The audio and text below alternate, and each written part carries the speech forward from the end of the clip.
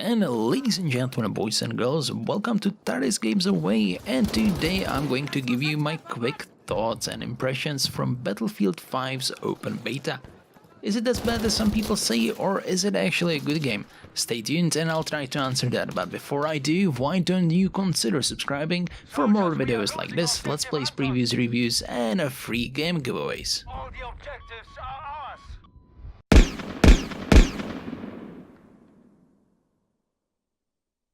Battlefield 5 has sparked a wave of controversy since its announcement.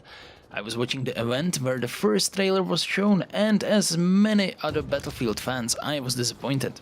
While we have seen half cinematic, half gameplay trailer, which is not that usual when some games is shown for the first time, this trailer was a little bit too dry, too colorful, women had prosthetic arms and were too prominent in the trailer, and some people didn't like that. Not that I would find women on the World War II battlefield disturbing personally, there were many of them fighting, I'm sure. However, problem of the trailer was the focus on these kind of things. I know they wanted to show all the new features, new gameplay options, customization, but many of us simply wanted the reiteration of Battlefield 1 announcement trailer. Kick-ass music, kick-ass action and editing. That was all missing. No wonder it sparked hashtag "This is not my Battlefield" controversy online, since the perspective of this trailer, its focus, has been completely wrong. And just before the open beta, during Gamescom, we got a trailer we deserved. House of the Rising Sun cover, suspension, action and very cool editing has showcased the Rotterdam map, available to all players at Gamescom, and then, when the open beta has launched, available to everyone. I have played about 15 hours of it, plus 15 hours of closed alpha before that, and I can say straight away, this is my Battlefield. But it has a long way to go. First of all, what I always praised on a Battlefield series is its ability to take me to a battlefield where graphics, sound and gameplay join into as realistic experience as modern games can provide. And that's where Battlefield 5 can improve a bit. Sound is brilliant, of course, state of the art as usual. Problem is the graphics. I have no problem fighting in a sunlit, colorful Rotterdam. We might be used from other World War II games and movies that most of the war was pretty grey with tones of brown and green, however that's just not true. Rotterdam or any other place was as colorful as it is today. What is a problem, gameplay wise, is a player's ability to spot enemies in such colorful cluttered environment. Spot them in a high contrast of interior versus the exterior, and many players have this problem. DICE has acknowledged this, and apparently are working on a solution. I was afraid they won't manage before the launch, however now they have an extra month to balance everything, so we will see.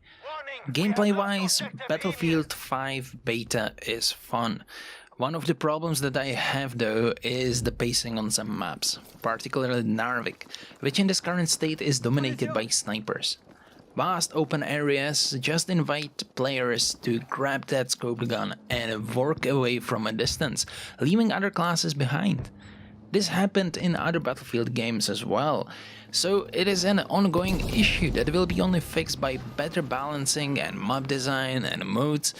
It is not as prominent in Grand Operations as it is in the Conquest mode though. Simply because in Grand Operations, your gameplay area is more limited.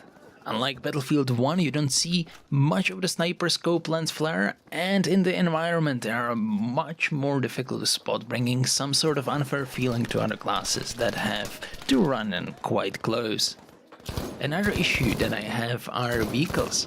Tanks are slow and sluggish, as they are supposed to be, however one would say that they would improve between both wars in Battlefield. In closed alpha, getting into the tank was a suicide. Any assault class could two-shot them, and in open beta exactly the opposite. Only way how to effectively tackle a tank is either with a bomber, artillery, V1 rocket or a well-placed mine. Realistic? Yeah, probably. Fun factor when you have 3 tanks camp at the same spot that you need to capture to win? Not so much. And the same with the planes. They handle and feel exactly the same as the ones from Battlefield 1. Too slow, not so agile, and unless you're a great pilot, you won't have much fun with them. And again, we're going around the issue of graphical visibility, where spotting enemies from a plane is even worse than on the ground. While the gameplay is mostly enjoyable, it is riddled with bugs and in the first few days also with matchmaking issues. Compared to Black Ops 4, where the open beta was polished and clearly demonstrated almost finished product, I wouldn't say the same about Battlefield. I think DICE needs to get back to balancing. Classes, vehicles, visibility, they need to fix some really annoying bugs and matchmaking.